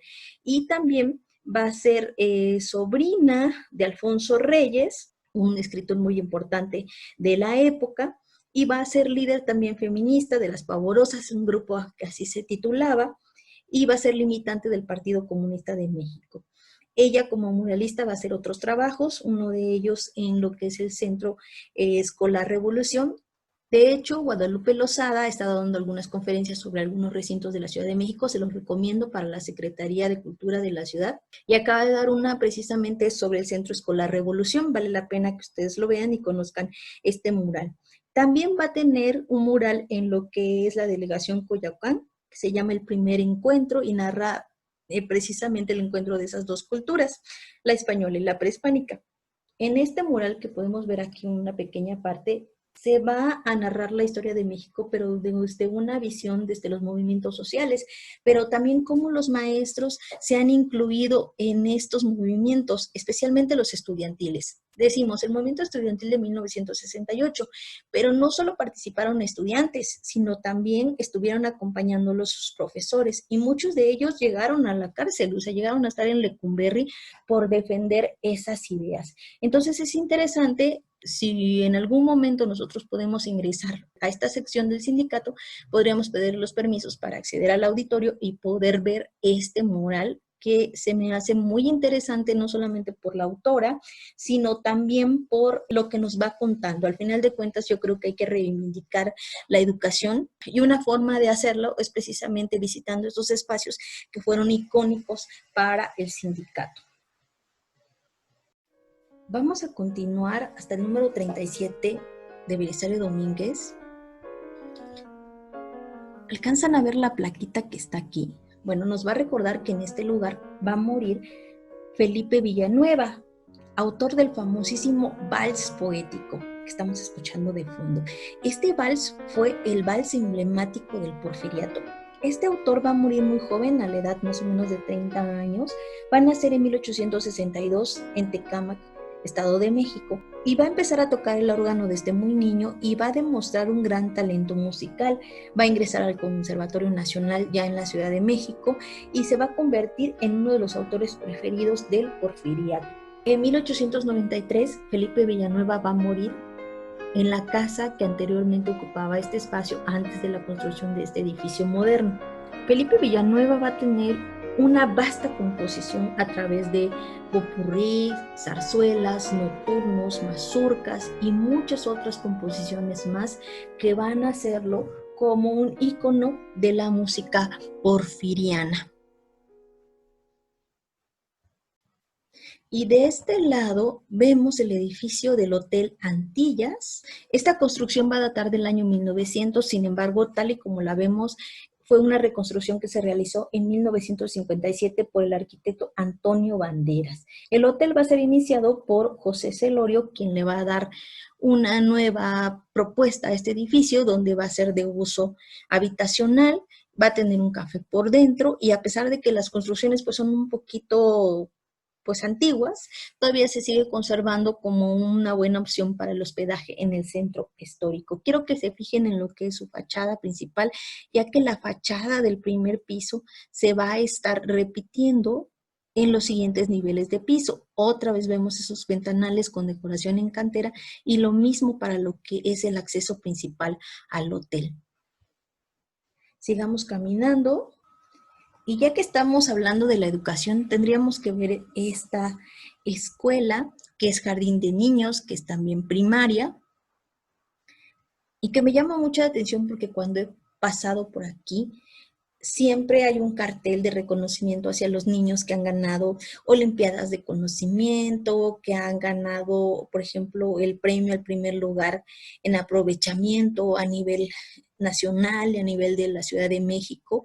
Y bueno, es digno de reconocer cómo este Colegio Cuauhtémoc tiene ese nivel educativo para que los niños ganen este tipo de premios, pero también nos enlaza lo que habíamos visto con el sindicato, con San Lorenzo, que son espacios que todavía están dedicados precisamente a la labor educativa. Vamos a continuar. Y encontramos este edificio que a mí se me hace muy interesante, que son los Baños Marbella. Los Baños Marbella van a recordar esos baños que se hicieron muy famosos en el siglo XVIII, donde, como ustedes recuerdan, en cada casa no había un baño como lo tenemos cada uno ahorita, sino lo que sucedía era que cada casa tenía unas basinicas, y cada mañana salían a los balcones precisamente para vaciar estas basílicas. De ahí viene la famosa frase aguas, que es una frase de advertencia, pero era porque lo gritaban para advertir que iban a tirar esos desechos humanos hacia lo que es la calle, ya que la calle contaba con canales para poder conducir esos desechos hacia un lugar específico. Derivado de esto, se fueron creando baños públicos, donde empezaron con baños de vapor, baños turcos, y muchos de ellos van a seguir persistiendo hasta el día de hoy. En el caso de los baños Marbella, en esta zona, los baños Victoria, los baños Colonial, los baños Finisterre y los baños Señorial, dentro del centro histórico. Pero es interesante porque estos edificios no solamente van a servir para la parte de la sanidad, sino también como un espacio de recreación donde se hacían juntas entre los hombres, por ejemplo, en los baños de vapor, y donde muchas veces se tomaban decisiones políticas ahí entre las reuniones entre amigos. Y entonces también fueron espacios para socializar. Y en el caso de los baños Marbella, ellos van a tener una larga tradición y todavía siguen estando en uso. Por ejemplo, yo he visto que la gente que muchas veces viene a manifestar a lo que es el Zócalo capitalino, y que a lo mejor solamente vienen un día, lo que hacen es pasar a los baños Marbella, a asearse, porque estos baños, fíjense que por dentro tú puedes rentar una regadera, y esa regadera es una regadera privada que tiene un pequeño espacio para que tú puedas descansar, y se renta por hora. Entonces llegas, te puedes tomar tu baño y puedes descansar. ¿Por qué se los digo? Porque en una ocasión nosotros nos quedamos sin gas en casa y decíamos, ¿y a dónde nos vamos a bañar? Porque era una época pues de frío en la Ciudad de México, y dijimos, vamos a los Marbella a ver qué tal. Yo nunca había entrado, les confieso, sin embargo llegué ya con mi toalla y mi ropa para cambiarme, y ya por una módica cantidad puedes rentar esa regadera. Y bueno, yo estaba muy asombrada, iba turisteando por todo el espacio y me pareció un muy buen servicio, son baños muy limpios, y bueno, para alguna emergencia los que vivimos ahí, pues muy bien que nos salva de la situación. Y como les digo, para los que son de fuera y que vienen a la Ciudad de México y que no se van a quedar más de un día y no quieren gastar en un hotel, pues pueden invertir en la renta de una regadera en los baños Marbella. Ahí se los dejo de tip. Ahora fíjense en esta construcción de acá. Obviamente nos recuerda a una casa señorial, ahora convertida en vecindad, pero fíjense cómo las hornacinas que antes decoraban las casas señoriales se van a convertir ahora en mosaicos. Este tipo de mosaicos lo vimos también muy cercano a San Lorenzo. Estos mosaicos van a construir también esta nueva iconografía religiosa en estas casas señoriales, porque si se fijan en el centro está un mosaico de la Virgen de Guadalupe. Entonces también vamos a ver cómo van a ir evolucionando estos elementos decorativos en las fachadas de estas casas. Y este edificio de acá es un edificio bastante grande que abarca varios lotes de la calle. Aquí les doy una vista para que lo vean. Prácticamente llegaba hasta el final porque aquí está interrumpido por algunos edificios, pero este de aquí, que me quite esto, este de aquí va a ser también parte del edificio que se vio interrumpido por estos predios. Fíjense que yo pasaba por esta calle y veía este edificio y me quedaba asombrada de lo bello que era y decía, ¿qué habrá sido en tiempos virreinales? Ya dándome la tarea de investigar muy bien, me enteré que precisamente fue la casa de la Covadonga. En 1775, Vicente Antonio de Soto inició una casa de recogimiento para mujeres y lo va a poner bajo la protección de Nuestra Señora de la Covadonga. Por desgracia, Antonio Soto va a morir y entonces la señora Josefina Gertrudis de San Cristóbal y Rosa Josefa de Castro van a terminar este hospicio de Nuestra Señora de la Covadonga. Este recogimiento u hospicio se va a utilizar para que mujeres solas que querían retirarse a un lugar tranquilo, a un lugar de recogimiento, se fueran a refugiar. Y ellas mismas ahí van a estar estudiando y van a tener una formación religiosa, pero también educativa. Igualmente aquí ellas iban a subsistir por sus propios trabajos, ellas tenían que hacer las mismas labores. En los conventos, mucho más en los grandes conventos de la ciudad, cada monja tenía un personal que le ayudaba con las labores domésticas. En este caso, estas mujeres que iban a estar en este recogimiento, ellas mismas iban a realizar esas labores. El baterio de la Casa de la Covadonga va a ser suprimido por las leyes de reforma y posteriormente va a funcionar como una fábrica de cigarros. Luego va a ser cedido a la Fundación Rafael Donde y después va a funcionar como vecindad por los últimos 100 años. En el 2005, el edificio ya estaba en condiciones pues muy precarias y se solicita al gobierno de la Ciudad de México que haga la restauración del edificio. Él se va a asociar con la Junta de Andalucía para poder financiar este proyecto. Y ustedes dicen, bueno, ¿qué hace la Junta de Andalucía de España interviniendo en un edificio de la Ciudad de México? Porque acuérdense a quién estaba dedicado. Era un lugar que está dedicado a la Virgen de la Covadonga. Y la Virgen de la Covadonga era una de las 7 patronas de las comunidades autónomas de España, de las cuales Andalucía forma parte. Entonces, como estaba haciendo referencia a una Virgen que tiene mucha devoción en esta zona, la Junta de Andalucía colaboró con un presupuesto para la restauración de este espacio. Sin embargo, siguió siendo utilizado como vecindad ya que se le dio los derechos a los vecinos de poder ocuparla. Una de las historias que puedo contar precisamente de este edificio es que aquí vivió el santo, el enmascarado de plata, porque muy cerca de aquí, sobre la calle de Perú, entrando por la calle de Chile, estaba precisamente el Coliseo, la Arena Coliseo. Entonces ahí se concentraban los luchadores y la mayoría quería vivir muy cerca de este espacio, por lo tanto dicen que el santo vivió en esta vecindad.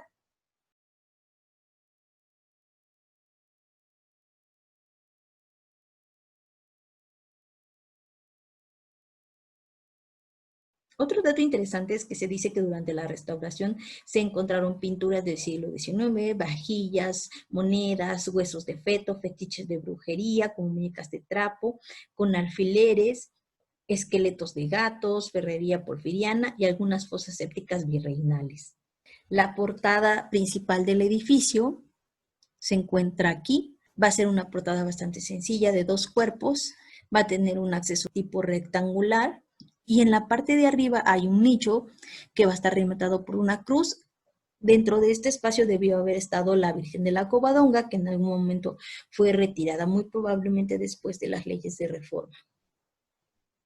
Actualmente el edificio va a contar con 13 viviendas y locales comerciales o accesorias. Recuerden que el sostenimiento de estas casas virreinales normalmente estaba dado por la renta de estas accesorias o estos locales donde precisamente estaban ingresando el dinero para el mantenimiento de la casa y no era la excepción la Casa de la Covadonga. Siguiendo con el recorrido, Aquí está el Centro Cultural Trillas. Y casi llegando a la esquina de República de Chile, pues podemos encontrar ya estos locales con vestidos de novia. Acuérdense que el República de Chile, que es esta, va a ser llamada también la calle de las novias. Y precisamente es porque tiene un sinnúmero de locales que van a estar dedicados a vestidos de 15 años y vestidos de bodas. Esta calle República de Chile también va a tener su historia. De este lado se llamó Calle del Esclavo y es precisamente porque sobre la calle de Manrique, hoy República de Cuba, existía una casa señorial donde vivía un esclavo de la familia. Por el buen servicio que realizaba esta familia se le dio su libertad, sin embargo, él no quiso irse, no quiso abandonar a sus patrones y en recompensa ellos le van a ceder una habitación con una entrada independiente que precisamente va a dar hacia la calle que ahora es República de Chile. Por eso en tiempos coloniales se le dio el nombre de Calle del Esclavo, por este esclavo que fue liberado. Esto es interesante porque lo vamos a ver luego en el que es el convento de Santo Domingo, pero me voy a detener en estas dos casas. Estas dos edificaciones pertenecieron precisamente al mayorazgo de los marqueses de San Miguel de Aguayo. Inicialmente esta casa era una sola. Sin embargo, cuando se abre la calle de cerca de Santo Domingo, se divide este predio. Pero ustedes pueden notar que son construcciones bastante similares, con el mismo tipo de decoración en cantera, algunos escudos que hacen que se identifiquen como la misma casa. Pero ¿quiénes eran los marqueses de San Miguel de Aguayo? En el siglo XVIII se decía que los marqueses de San Miguel de Aguayo podían ir de la Ciudad de México a la hacienda de Patos en Coahuila sin dejar de pasar un solo instante por tierras de su propiedad. La fortuna de esta familia, cuyo título de nobleza fue concedido en 1682 por el rey Carlos II, fue una de las más fabulosas de cuantas se amasaron no solo en Nueva España, sino en el continente entero. El primer marqués fue el general Agustín de Cheverés y Subisa, quien tuvo la suerte de casarse con Francisca de Valdés Alciaga, nieta y única heredera del capitán Francisco Ordiñola, uno de los mineros más acaudalados del siglo XVI. Como muchos aristócratas de la época, los marqueses de San Miguel de Aguayo van a crear su casa en la capital del virreinato, o sea, la Ciudad de México. Una descendiente de esta familia va a ser María Ignacia Aslor y Echeverés, quien va a fundar en 1754 nada más y nada menos que el convento de la enseñanza, ahí por la calle de Donceles, muy cerca de San Ildefonso.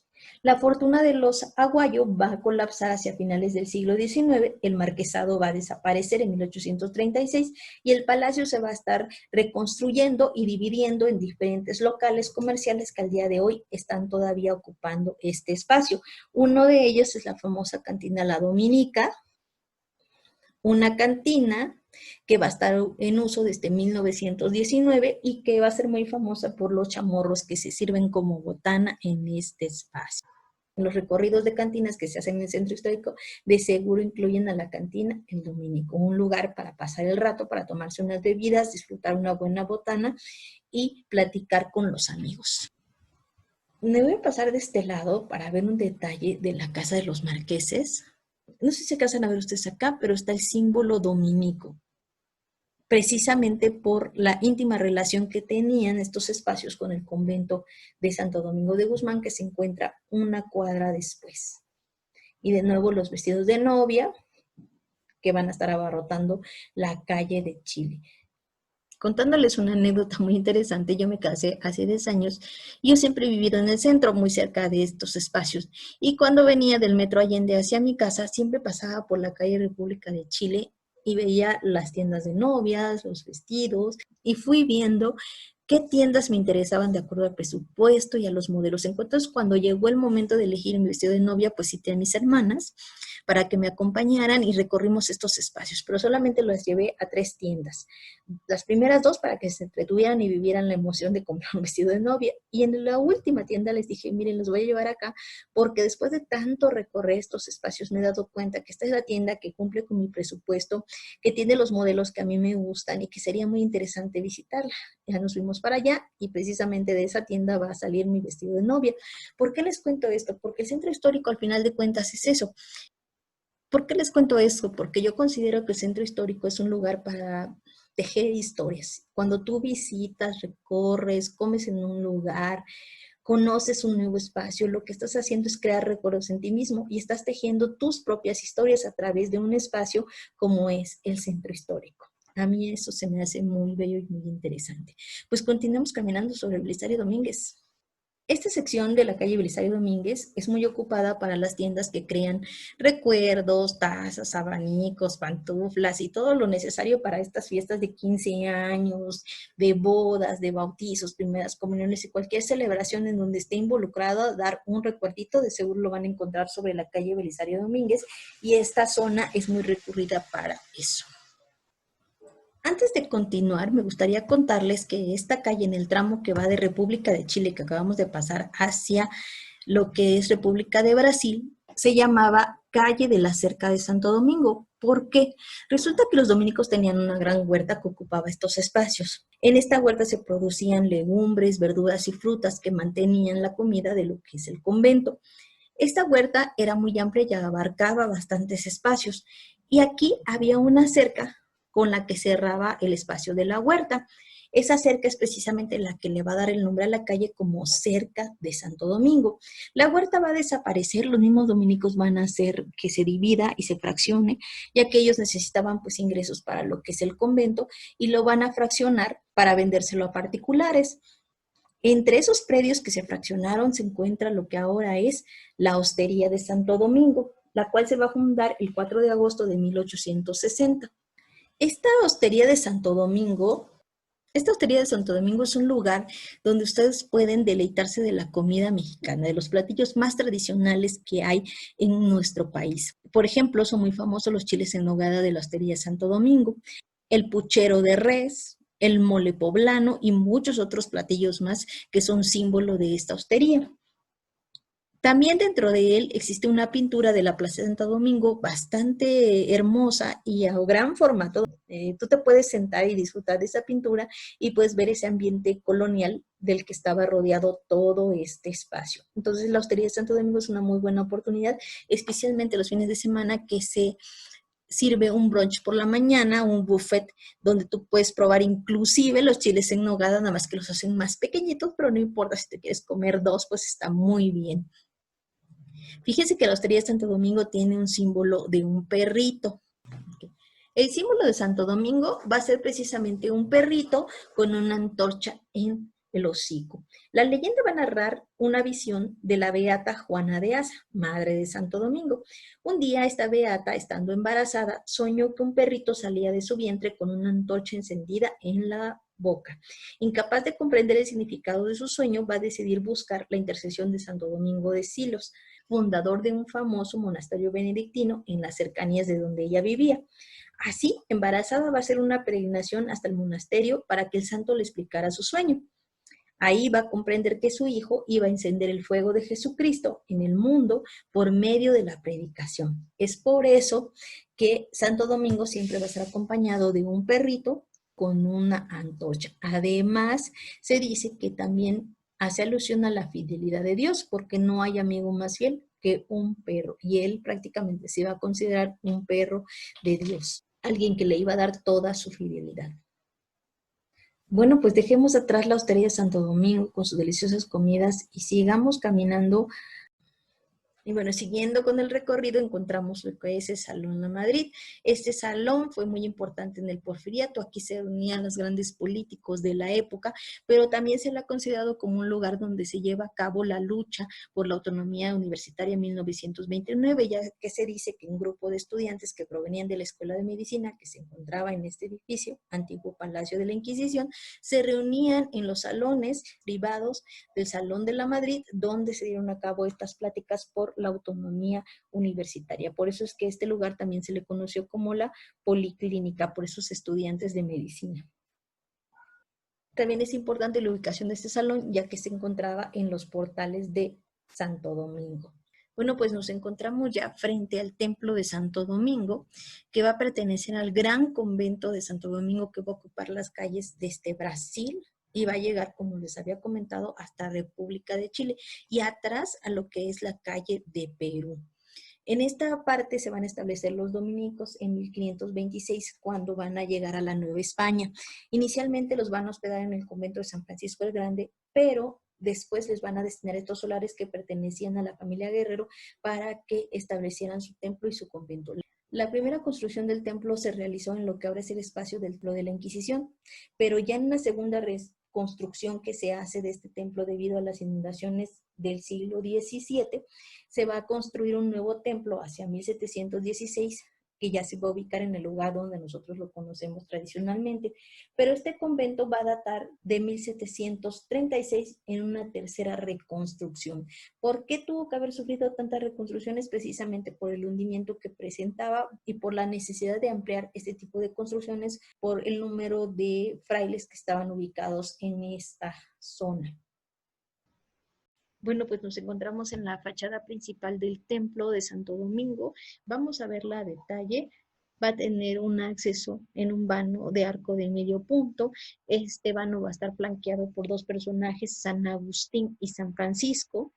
En el segundo cuerpo tenemos una alegoría a Santo Domingo, que va a estar acompañado por San Pedro y San Pablo. San Pedro le va a estar entregando la espada. Y en el remate de la fachada se encuentra una alegoría a la Asunción de la Virgen María. Aquí podemos ver cómo ella es llevada por los ángeles hacia el cielo. Acuérdense que la Virgen María va a ser asunta, o sea, va a ser ayudada a elevarse hacia el cielo. Es por eso que se le llama la Virgen de la Asunción. Este templo va a contar con una torre que va a estar rematada en una cruz. En el interior del templo se encuentra una de las pinturas más significativas de Cristóbal de Villalpando, la Lactación de Santo Domingo. Está ubicada en la sacristía y hace algunos años todavía se podía visitar. Ignoro si ahora, con los daños sufridos en el 2017, esta pintura se pueda observar, pero sin duda es una gran oportunidad para ver una joya de la pintura barroca del siglo XVIII. También se va a encontrar el altar mayor, que va a ser construido por Manuel Dolza, y varias capillas que van a estar dedicadas a diferentes advocaciones de la Virgen, pero también a otros santos. Interesante mencionarles que una de las capillas va a estar dedicada a la Virgen de la Covadonga. ¿Se acuerdan de la Covadonga, la casa de recogimiento que está muy cercana a República de Chile? Pero también una que va a estar dedicada a la Virgen del Camino, la panadería que vimos al principio de la calle Belisario Domínguez. Entonces vean cómo las historias de esta calle se van a ir enlazando en un mismo espacio. Aquí precisamente en el templo de Santo Domingo. El Templo Santo Domingo también va a sufrir una división por las leyes de reforma, y después de la exclaustración de los dominicos solo queda lo que es el templo de Santo Domingo, algunas partes que todavía podemos ver en el Centro Cultural México Contemporáneo, que está aquí en la calle Leandro Valle, que se abre también a consecuencia de la reforma. Y estos arcos que ustedes ven aquí no son los arcos originales de lo que fuera el convento de Santo Domingo. En este espacio debió estar la capilla del Rosario, una capilla enorme que se decía que tenía una decoración muy suntuosa, grandes retablos, que todos ellos se perdieron precisamente en esta época de la Reforma. Y estos arcos fueron colocados en 1968 con razón de las Olimpiadas, para poder darle como una vista similar a lo que fuera el conjunto conventual, y para unir estos dos edificios que fueron cortados por la calle Leandro Valle.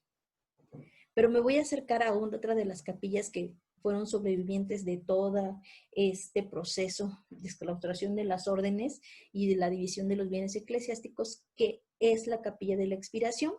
Aquí vemos su fachada, pero también tiene una fachada lateral por Belisario Domínguez.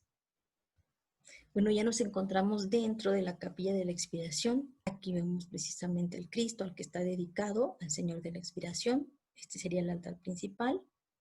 Aquí tendríamos el coro alto. Es una capilla bastante pequeña, como les dije, formaba parte del conjunto conventual de Santo Domingo. Y este espacio, en la parte que da a la calle Belisario Domínguez, está ocupado por un bazar de ropa. Yo me quiero imaginar que para recaudar fondos para la iglesia o para la capilla, pero vemos que es una construcción bastante sencilla. Esta es la puerta que da precisamente a la Plaza 23 de Mayo, que ocupa el atrio del Templo de Santo Domingo. Algunas pinturas, algunas esculturas a santos que van a estar relacionados con Santo Domingo. tenemos una vista para que ustedes vean. La cúpula, en las pechinas los 4 evangelistas. Alguna reminiscencia también del convento de Santo Domingo se encuentra sobre la calle de Chile, más o menos por el predio 47 y una vecindad donde se conservan algunos arcos de lo que fuera el desaparecido convento de Santo Domingo. Esta es otra vista precisamente de lo que es el atrio del Templo de Santo Domingo, que se llama Plaza 23 de Mayo, y va a tener este nombre precisamente recordando los movimientos estudiantiles que se dieron en 1929 en búsqueda de la autonomía universitaria. Se dice que alrededor de la Plaza Mayor se llevaron a cabo un sinnúmero de manifestaciones de estudiantes que al final de cuentas fueron agredidos por el gobierno y ellos se van a lanzar a huelga por la autonomía universitaria. Con el triunfo de esta huelga se pide que el atrio del Templo de Santo Domingo se vuelva a la Plaza 23 de Mayo y precisamente ese día se celebra el Día del Estudiante a nivel nacional. Otro dato interesante de esta plaza es que en el 2016 fue declarada como sitio de memoria de la esclavitud, ya que se dice que en las cercanías de la Plaza de Santo Domingo fueron recibidos más de 250,000 niños y mujeres y hombres de distintas regiones de África que entraban a la Ciudad de México para ser comercializados como esclavos. Y esto era muy lógico porque de este lado de la plaza se encuentra el edificio de la SEP, pero que anteriormente en época virreinal fue la aduana real. Y en este edificio mercantil se tenían que registrar las mercancías que entraban a la Ciudad de México, pero también las que salían, así como el respectivo pago de impuestos de las mismas. Por lo tanto, estaba muy relacionada con la esclavitud, porque parte de las mercancías, ahora pues suena muy feo esto, sin embargo fue una realidad, eran precisamente los hombres y mujeres que provenían del continente africano para ser usados en las labores domésticas. Y bueno, esa placa que fue colocada aquí en el espacio del atrio de Santo Domingo, pues va a recordar este hecho. Y si nos pasamos de este lado, vamos a ver el Palacio de la Inquisición. Este edificio va a ser sede del Tribunal del Santo Oficio, se va a construir hacia 1736 por Pedro de Arrieta, quien construye también el Templo de Santo Domingo, y va a estar en funcionamiento hasta 1820 cuando el tribunal es suprimido. Y entonces se va a convertir en la Escuela Nacional de Medicina. Una característica importante de este edificio es su portada ochavada o pancupé. ¿Qué quiere decir esto? Que su entrada no termina en un rectángulo como lo veríamos aquí en el edificio de la aduana, sino que va a estar achatada o ochavada y a este estilo se la va a llamar pancupé. Obviamente el Templo de Santo Domingo y los alrededores requieren una plática especial, no nos vamos a detener demasiado en este espacio, sin embargo solamente les estoy dando los datos más relevantes. Aquí tenemos el portal de evangelistas o el portal de escribanos, aquí se colocaban las personas que podían leer y escribir, hacer cartas para los demás. Acuérdense que la educación en México siempre ha sido muy precaria y a principios del siglo XX todavía más, entonces cuando alguien quería mandar una carta tenía que recurrir a un evangelista o un escribano, aquel que pudiera traducir sus palabras en letras para que la otra persona se enterara de lo que quería decir. Y entonces aquí se colocaban unos banquitos donde estaba el escribano y se sentaba también la persona que iba a dar el mensaje y este escribano se encargaba de transcribir lo que le iban diciendo y así se podían enviar cartas. Por eso le llama el portal de evangelistas. Me voy a pasar de este lado para ver la estatua de Josefa Ortiz de Domínguez, que va a participar en la independencia de México, conspirando primero con el cura Hidalgo, con su esposo y con Allende, y después, dependiendo la causa de la independencia, que también la va a llevar a que la detengan en esta ciudad, a pesar de que ella era originaria de Querétaro, la van a encarcelar precisamente en uno de los conventos que están en la calle Belisario Domínguez. Antes, en este espacio, había una fuente que se llamaba la Fuente de la Aguilita, que fue trasladada a la calle Leandro Valle, a un costado de lo que es el Templo de Santo Domingo. Sigamos. A partir de Brasil, esta calle se va a llamar República de Venezuela. Acuérdense de lo que hablábamos, que en la época del general Álvaro Obregón como presidente de México va a conceder el nombre de varias calles a aquellas repúblicas que iban a estar reconociendo su gobierno. Entonces, por eso es que a esta calle se le llama República de Venezuela, pero anteriormente se llamó calle de la Perpetua. ¿Por qué se llamaba así? Porque aquí iban a ingresar aquellos condenados que iban a pasar toda su vida en esta cárcel, en esos calabozos de la Perpetua.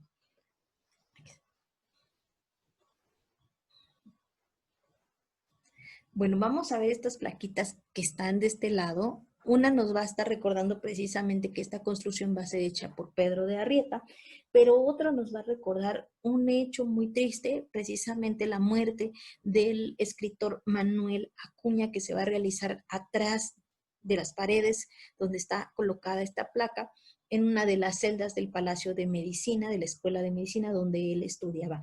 Manuel Acuña va a ser autor de varios poemas, va a morir muy joven. Creo que el más famoso, Nocturno de Rosario, yo creo que ustedes lo conocen. Pues bien, yo necesito decirte que te quiero, decirte que te adoro con todo el corazón, que es mucho lo que sufro, que es mucho lo que lloro, que ya no puedo tanto y al grito que te imploro y te hablo en nombre de mi última ilusión. Yo quiero que tú sepas que ya hace muchos días estoy enfermo y pálido de tanto no dormir, que ya se han muerto todas las esperanzas mías y que están mis noches negras, tan negras y sombrías, que ya no sé ni dónde se alzaba el porvenir.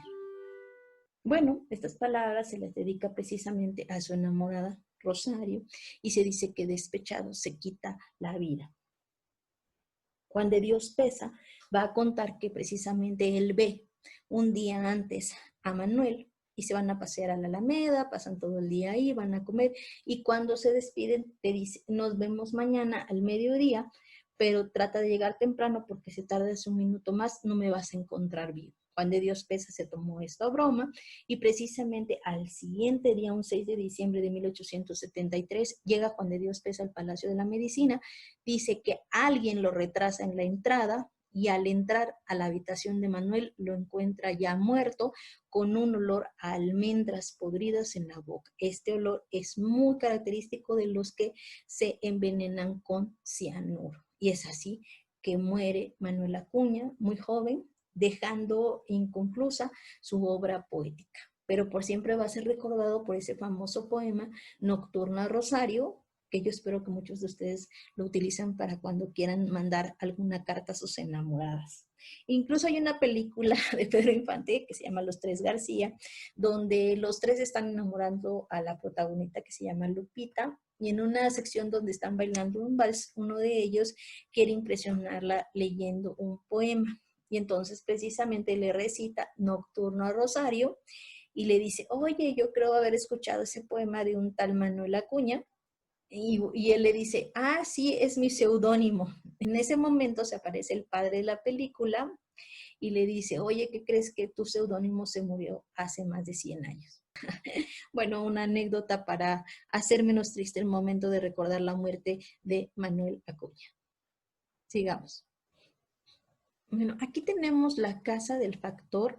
Esta casa va a pertenecer a Gonzalo Salazar, quien va a ser factor de la Nueva España en 1524. El factor era la persona encargada de cobrar las rentas y rendir tributos pertenecientes a la corona. Gonzalo de Salazar va a tener muchos problemas ya que no era muy adepto a Hernán Cortés y Hernán Cortés primero le quita los cargos en varias ocasiones y va a tener muchos problemas. Sin embargo, luego va a retornar a la Nueva España otra vez con el cargo de factor y aquí se va a quedar. Y es hospedado precisamente en lo que son las casas que ocupaban este espacio. Y esta placa nos va a recordar precisamente el lugar donde vivió el factor Gonzalo de Salazar. Luego seguimos caminando, vamos a ver un costado del edificio de la SEP, pero que prácticamente sería el espacio que fue ocupado por el convento de la Encarnación, que prácticamente es otra historia que contar. Si seguimos caminando sobre República de Venezuela, vamos a encontrar el cruce con República de Argentina.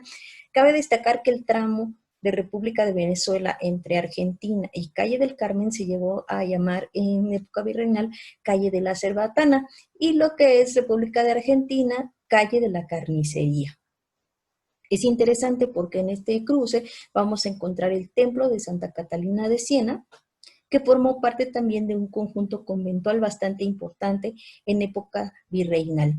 Este conjunto conventual se va a fundar en el año 1593 por bula papal del Papa Gregorio XIII, pero se va a inaugurar hasta 1623 y su portada principal va a quedar precisamente sobre la calle de la Carnicería. Este convento va a ser fundado por un grupo de monjas que van a venir del estado de Oaxaca y van a pertenecer a la orden dominica. Se van a establecer principalmente en los terrenos donados por Diego de Hurtado de Peñalosa. Van a crear su templo y posteriormente el convento. El convento de Santa Catalina de Siena abarcaba desde lo que era la calle de la Cervantana, que sería este lado, la calle de la Carnicería.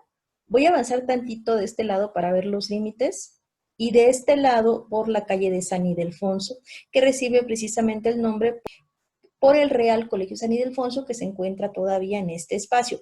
Y atrás del templo estaba limitado por casas particulares. Otro dato importante que puede decirse de este convento es que cuenta con dos portadas. Fíjense que no son portadas gemelas. Pese a ser un convento de monjas, va a haber una diferencia entre el diseño de las portadas porque una es mucho más temprana. Por ejemplo, esta portada va a dotar de los principios de la construcción del templo, va a ser de estilo herreriana, bastante sencilla, y esta portada va a ser del siglo XVIII. Es por eso que tenemos la diferencia entre los diseños. Es importante también mencionar que las monjas van a ser exclaustradas con las leyes de reforma y este predio va a ser dividido. Benito Juárez va a tomar la decisión de utilizar los predios del convento de Catalina de Siena, primero para la Escuela de Jurisprudencia y Biblioteca, para los cuarteles de San Ildefonso. Van a ser también varias historias las que se van a contar en este templo. Una de ellas, y muy interesante, es que debido a lo que fuera la gran inundación de 1629, los pobladores estaban tratando de salir de esta mala racha y se cuenta que la Virgen del Rosario que estaba en uno de los altares del convento de Santa Catalina de Siena, de repente una mañana amanece con lo que fuera el dorso de su vestimenta manchada de lodo. A partir de esa inusual aparición de la Virgen, van a empezar a disminuir las aguas de la inundación, atribuyéndole el milagro de quitar ese mal para la ciudad. Es por eso que en este lugar se veneraba a la Virgen del Rosario como una de las principales protectoras de la ciudad. Otra historia también nos va a narrar que en este convento estuvo presa en 1813 doña Josefa Ortiz de Domínguez, la corregidora. Y acuérdense que la vimos precisamente en el portal de evangelistas de Santo Domingo. Y esto va a ser porque ella principalmente va a conspirar con Hidalgo y Allende por la independencia de México, y de esto se va a dar cuenta el virrey y la va a mandar a traer desde Querétaro para ser encarcelada primeramente en el convento de Santa Teresa la Antigua y posteriormente es trasladada al convento de Santa Catalina de Siena. Como lo podemos recordar en esta placa que nosotros vemos aquí, nos habla precisamente de este hecho que se dio en los muros de este convento. Es por eso que este convento es bastante interesante. También hay una leyenda sobre el Señor del Rebozo. El Señor del Rebozo, y ustedes me van a decir, ¿qué pasó, Lulú? La leyenda del Señor del Rebozo es del Templo de Santo Domingo. Pero ¿qué creen? La imagen del Cristo que está involucrada en esta leyenda se encuentra en el Templo de Santo Domingo, pero originalmente estaba aquí en el Templo de Santa Catalina de Siena. La leyenda del Rebozo cuenta que existía una monja que ya tenía una avanzada edad y en una noche de tormenta va a ser visitada en su lecho de muerte por Cristo. Este Cristo que era de madera y que se encontraba en el templo de Santa Catalina de Siena. Ella va a proteger a este personaje que se le aparece envolviéndolo en su rebozo para protegerlo del frío y de la lluvia. Al día siguiente van a hallar muerta a esta monja y al nazareno en su altar. ¿Pero qué creen? Llevaba el rebozo de la monja y era el rebozo que le había dado un día antes para protegerlo. Y es así como nace la leyenda del Señor del Rebozo. Y fíjense que cuando se hace la exclaustración de las monjas, este templo se convierte en iglesia presbiteriana y el Señor del Rebozo es retirado y llevado al Templo de Santo Domingo. Y es que al día de hoy se venera en el Templo de Santo Domingo el Señor del Rebozo, pero originalmente estuvo en el Templo de Santa Catalina de Siena. ¿Les parece un dato interesante cómo estas imágenes fueron migrando de un lugar a otro debido a estos cambios que hubo a partir de las leyes de reforma? Y podemos ver aquí en la portada la imagen de Santa Catalina de Siena. Santa Catalina de Siena va a ser considerada doctora de la Iglesia y copatrona de Europa. También es interesante que ella va a tener los estigmas invisibles de Cristo. ¿Qué quiere decir? Acuérdense que los estigmas lo tenían personajes como, por ejemplo, San Francisco, que es tener las llagas de Cristo en las manos, en los pies y la herida del costado. Sin embargo, ella los va a recibir y al momento de recibir esos estigmas de nuestro Señor Jesucristo, ella va a pedir que por favor esas señales no fueran mostradas. Por eso se le dice que es la santa de los estigmas invisibles. Pero vamos a continuar porque vamos a cerrar este recorrido peatonal con el mercado Abelardo L. Rodríguez. Si seguimos caminando sobre República de Venezuela, vamos a encontrar un número muy grande de locales comerciales que van a vender productos de importación, principalmente de China, pero también algunas tiendas que venden artesanías mexicanas. Vamos a seguir avanzando, vemos algunas casas que todavía nos recuerdan ese estilo porfiriano, plazas comerciales que han invadido el espacio, algunas plazas producto del reacomodamiento del ambulantaje en la Ciudad de México, como esta, la Plaza Venezuela, y así vamos a llegar a la esquina de Calle del Carmen. Y aquí va a empezar la historia precisamente del mercado Abelardo L. Rodríguez. Antes de hablar del mercado Abelardo L. Rodríguez, que se encuentra precisamente del lado izquierdo, podemos hablar del espacio que ocupaban estos terrenos antes de ser convertidos en el Teatro del Pueblo, que está aquí, y el mercado Abelardo L. Rodríguez. Ustedes ven este edificio con una torre y de color amarillo, pues precisamente es parte de lo que fuera el Colegio Máximo de San Pedro y San Pablo, que como ustedes podrían ver en esta toma va a llegar hasta la esquina, conocida como San Ildefonso. Ahí precisamente está la entrada al templo, que al día de hoy es el Museo de las Constituciones. Por acá andan el edificio de la Universidad Obrera.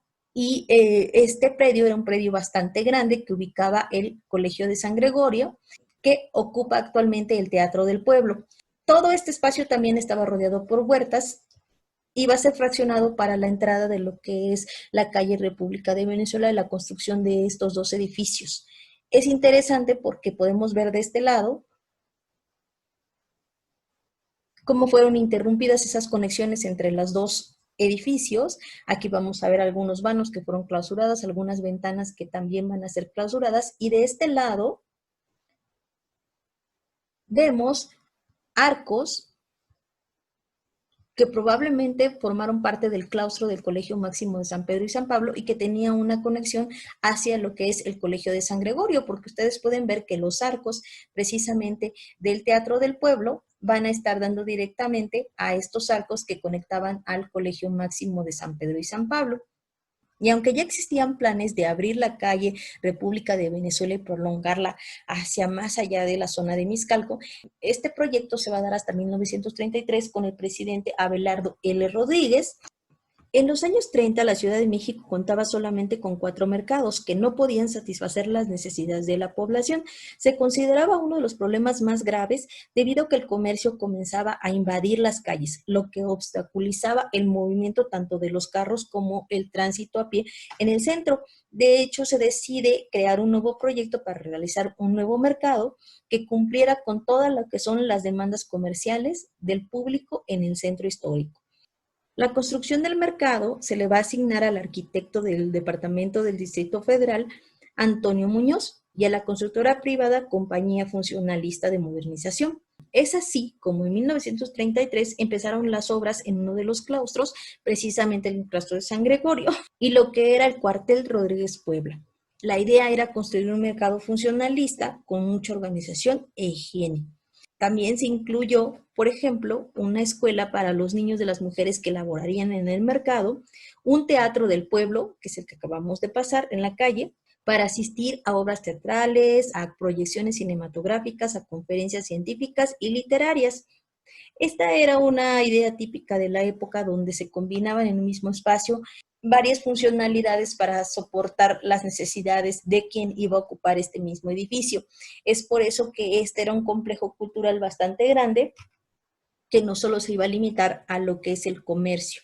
El mercado se va a inaugurar hasta el 24 de noviembre de 1934 y se le va a dar el nombre de precisamente quien impulsa su fundación, quien va a ser Abelardo L. Rodríguez, presidente de la República.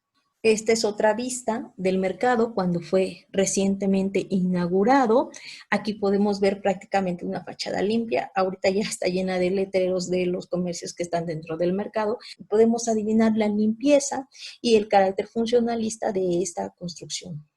En el interior del mercado podemos ver murales de Antonio Pujol, Ramón Alba Guadarrama, Pedro Rendón, Grace y Marion Greenwood e Isamu Noguchi. Entre otros, ¿quiénes van a ser estos pintores? Van a ser alumnos de Diego Rivera. Inicialmente el proyecto muralístico al interior del mercado le fue ofrecido al maestro Diego Rivera, sin embargo, él estaba ocupado ya en otros trabajos para esa época y va a designar a sus alumnos más notorios para que empiecen estas labores. Este trabajo va a ser realizado por estos alumnos, supervisados directamente por el maestro Rivera en esa época.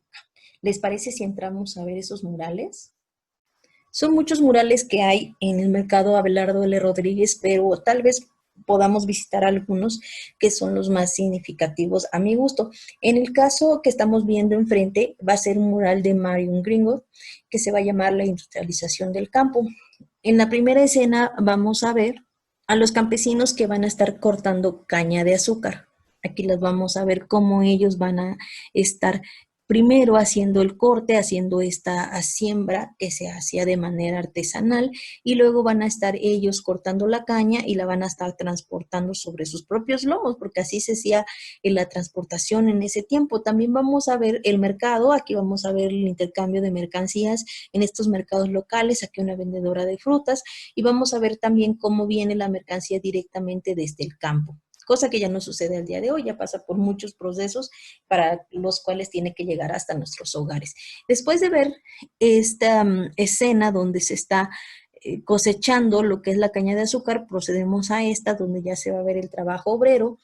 Aquí vamos a ver a los obreros que van a estar usando estos elementos que se llaman trapiches, estas máquinas que van a triturar precisamente la caña de azúcar para convertirse posteriormente en azúcar refinada ya en estos costales.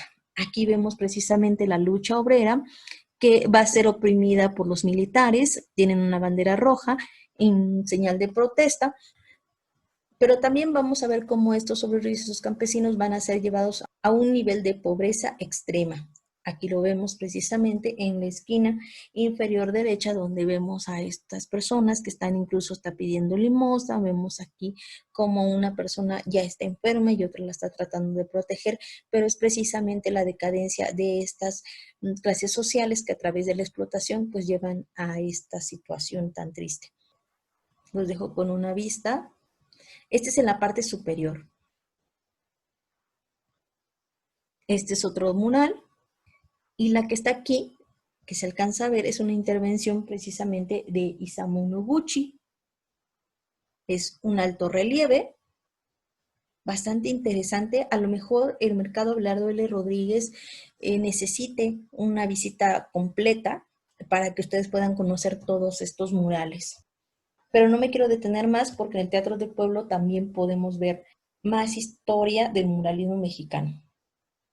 Bueno, regresando a la parte del centro cívico, vemos los arcos que pertenecieron al Colegio de San Gregorio. Este Colegio de San Gregorio estaba dedicado para tener alumnos indígenas. El Colegio Máximo de San Pedro y San Pablo y el Colegio de San Ildefonso eran para hijos de españoles o para españoles que estuvieron viviendo en la Nueva España. Sin embargo, San Gregorio va a dar hospedaje y educación a lo que son la sociedad indígena de la época. En esta vista vamos a tener precisamente la construcción del Teatro del Pueblo o del Centro Cívico que va a acompañar al Mercado Abelardo L. Rodríguez. Aquí vamos a ver todavía cómo es que estos muros que pertenecían al Colegio de San Gregorio van a estar siendo destruidos para incorporar estas nuevas construcciones. Aquí vamos a ver la apertura de la calle Venezuela hacia lo que es Miscalco y también los predios que formaron parte de las huertas del Colegio Máximo de San Pedro y San Pablo, que fueron destruidos y fraccionados para que se abriera la calle. Este centro cívico va a tener un teatro del pueblo, que es el que actualmente podemos ver aquí. Como ven, es una construcción portentosa. Y dentro de lo que es el Teatro del Pueblo también se hicieron algunos murales. ¿Qué les parece si los pasamos a visitar? Ya estamos dentro de lo que es el Centro Teatro del Pueblo. Aquí se van a pintar 1.300 metros cuadrados de murales al fresco y 157 metros de murales al temple. Aquí va a resaltar los trabajos de Antonio Pujol, de Pablo Higgins y de un pintor casi desconocido que es firma como J. Campos. Vamos a empezar con los de Antonio Pujol, que van a ser pintados en lo que es la entrada. En la bóveda vamos a ver 3 escenas. En la primera, las plagas del maíz. Aquí vamos a ver etapas del crecimiento de la planta de maíz. Me voy a girar. Entonces aquí, como les decía, se va a notar el crecimiento de la planta del maíz. Prácticamente va a pintar el maíz como si fuera un embrión y podemos ver cómo la plaga va dominando lo que es la planta. Aunque precisamente de una de esas plagas van a ser el famoso huitlacoche, el cual es delicioso dentro de las quesadillas y las cuales también los grupos indígenas fueron incorporando a la dieta en lugar de verlo como un mal. Y también vamos a ver de este lado lo que son las luchas sociales. Aquí van a ver contrastadas 2 clases sociales. Por un lado, los campesinos y los obreros que van a unir fuerzas para llegar a obtener mayores beneficios, a una mejor remuneración de su trabajo. También vamos a ver de este lado a los explotadores, aquellos empresarios, aquellos líderes obreros que se van a estar aprovechando del trabajo de los que están del lado izquierdo para hacerse ricos. Esto es interesante porque acuérdense que en las ideas comunistas y socialistas lo que van a buscar siempre es la unión del militar, del obrero y del campesino, ya que ellos juntos, ejerciendo un sufragio efectivo, o sea, un voto efectivo, van a llevar adelante un país. Y esas son las ideas que se van a estar repitiendo constantemente en el muralismo mexicano de los años 30. Pero sigamos con lo que es la bóveda, porque aquí vamos a hablar de otra planta muy importante para la agricultura en México, que va a ser precisamente el maguey. Y aquí nos va a mostrar el proceso del sembrado del maguey, pero también de lo que es la extracción del aguamiel y posteriormente la elaboración del pulque. Estos 2 ejemplos van a mostrar la cosecha del maguey. Y si nos movemos de este lado, se alcanza a notar más o menos la temática que se esté dando.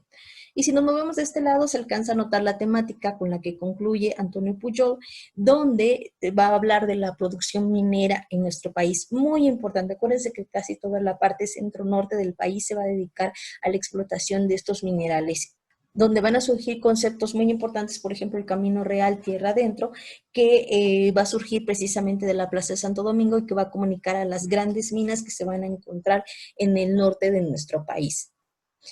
Pero es interesante ver aquí cómo es que Pujol va a retratar el trabajo de los obreros. Aquí se ve cómo están tallando lo que es la roca para obtener esos minerales que van a estar en bruto. También vamos a ver los accidentes en las minas, vamos a ver el cuerpo cercenado de uno de estos mineros y vamos a ver que va a sufrir este accidente por el derrumbamiento de la mina. También por acá, también vamos a ver lo que es la bandera roja de huelga, porque estas huelgas no solamente van a ser organizadas por los obreros, sino que también en el ramo minero se van a dar estas manifestaciones por los derechos de los trabajadores. Hasta hace algunos años todavía hubo un accidente muy fuerte donde se retomó este tema de los derechos de los mineros en el famoso derrumbe de la mina de pasta de conchos en el gobierno foxista. No sé si ustedes recuerdan este caso, pero fue muy famoso. Y los voy a invitar a que demos una vista muy rápido a los murales de O'Higgins. Esta es otra vista de uno de los claustros de San Gregorio que se recuperaron para la construcción de este teatro del pueblo. Pero aquí podemos ver esta danza de arcos que va a estar rodeando uno de los claustros. Reminiscencia, claro, del Colegio de San Gregorio. Pues continuamos ahora con los murales de Pablo Higgins. Pablo Higgins también otro alumno notable de Rivera. Él nos va a mostrar en lo que es este corredor de lo que fuera el Colegio de San Gregorio, temas relacionados a las luchas sociales de los obreros.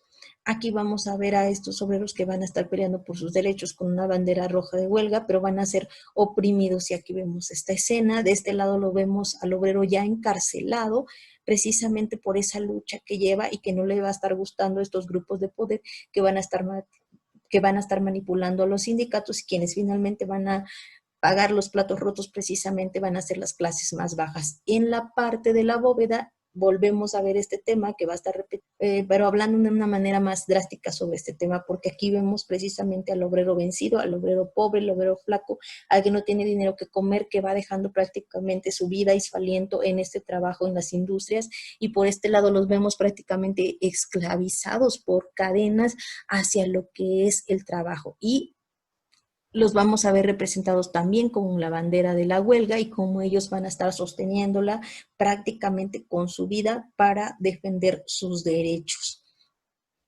Como les decía, en una visita completa podríamos observar todos esos murales y todo el simbolismo que tienen contenido gracias a, pues, a las influencias que tiene Diego Rivera sobre sus alumnos. Continuemos ahora con lo que es el Teatro Cívico Álvaro Obregón. Bien, pues en este Teatro Cívico Álvaro Obregón vamos a encontrar el escenario principal que va a estar decorada con obra mural, como les había dicho, de un pintor desconocido, J. Campos W., tal y como lo firma precisamente en este espacio, que rodea al proscenio. Aquí vamos a ver una especie de arco, aunque no es un arco, a lo mejor se podría determinar como un arco rebajado. En la parte de en medio se va a poner el nombre del teatro y va a estar decorado por estos abanicos que van a estar rodeando el vano del escenario que se le llama proscenio. También vamos a ver decoraciones de origen vegetal, algunas flores, algunas hojas. Y es bien interesante porque aquí vamos a ver dos danzantes indígenas, precisamente hablando de que aquí van a haber representaciones precisamente de cultura popular mexicana y de folclore de la República. Claro que este folclore va a tener influencias de carácter indígena o de tradiciones indígenas. No solamente lo vemos en la música, sino también en la vestimenta. Si ustedes se fijan, esta pareciera estarnos recordando a una de las danzas que se realizan en Puebla.